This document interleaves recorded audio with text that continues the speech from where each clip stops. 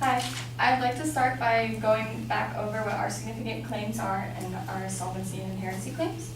So we think that physician-assisted death should be legalized because patients deserve the right to autonomy or the right to control their life and how they're going to end it.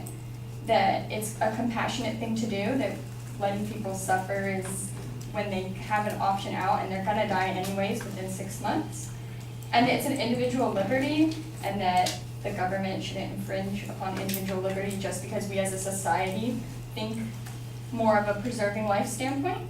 Our inherency claim is that a law legalizing physician-assisted death, like the Death with Dignity Act in Oregon, should be enacted worldwide, because right now it isn't, and that's the problem, that it's not nationwide. And the solvency is to legalize the Death with Dignity Act for the entire country. So my opponent's first claim was that physician-assisted suicide violates the role of physicians. So like my partner said in the beginning, doctors take an ethical oath when they graduate medical school. And then one of the quotes from the Hippocratic Oath is that I remember that I am a member of society with special obligations to all my fellow human beings. This doesn't say anything about an obligation to keep them alive. It's an obligation, an ethical, they are obligated to treat these people as humans. And if these human beings are saying I'm in so much pain, I don't want to be here anymore, I'm gonna die soon anyways, I think the doctor is taking a proper ethical standpoint. And then another thing, she was trying to say that doctors might be forced or pressured into doing this unethical thing. According to the World Federation of Right to Die Societies, autonomy works for both patients and physicians. Physicians should not be required to assist in dying, just as they are not required to perform other surgical procedures they are morally opposed to. So, just like the patients have the right to choose, doctors can withhold if they don't want to participate or they don't want to prescribe. They're not obligated to approve people for physician-assisted death. So in that way, if doctors are very morally against it, they still have that protection for them. Her second point is that legalizing physician-assisted death leads a slippery slope to euthanasia. So I'd like to go ahead and clarify. Herbert Hendon, a medical doctor and a very well-published man on physician-assisted death, he teaches a suicidology degree. It's literally called suicidology, and I was okay. He defined euthanasia refers to one person causing the death of another person in order to relieve their unbearable suffering. Assisted death refers to one person providing a second person with the means to cause their own death. So euthanasia would be the doctor actively participating in this. Physician-assisted death is when he's giving the patient the means to do it themselves.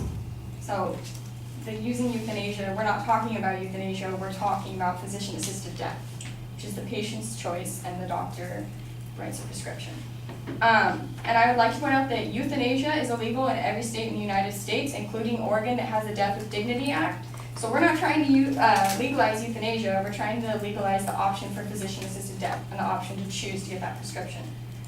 She also said that euthanasia would probably affect the depressed. According to the Oregon Health Authority, which is the law for the Death with Dignity, in order to even qualify to be a part of the act, you have to be capable of making and communicating healthcare decisions from him or herself.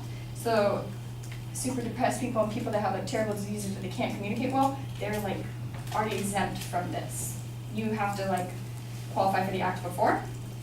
And then also, to receive the prescription, the fourth step is that, the fifth step is that the psychological exam, if judgment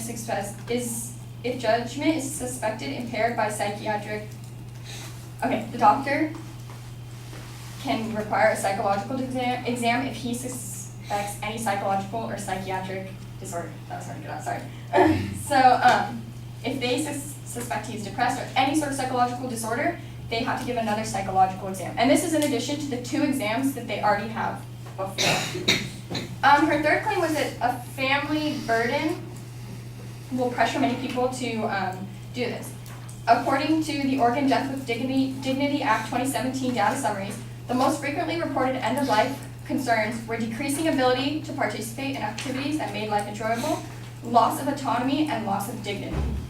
People aren't really saying that their family pressuring them is the main thing. The people that are, the reasons are that life is not enjoyable, they feel like they've lost control of themselves, and that they don't want to die undignified. And that has nothing to do with family burden. In addition to that, doctors are required to give the people alternative options. So palliative care, which is would be like hospice or whatever, they're getting all those options too. So they're having choices, and they're not being pressured by doctors, because doctors are legally obligated to offer them alternatives. And then another one of the rules, according to the Death with Dignity Act, is that they can notify the next of kin, but that's at the request of the patient. So if the patient doesn't want to tell their family that they're going to be doing this, they don't have to.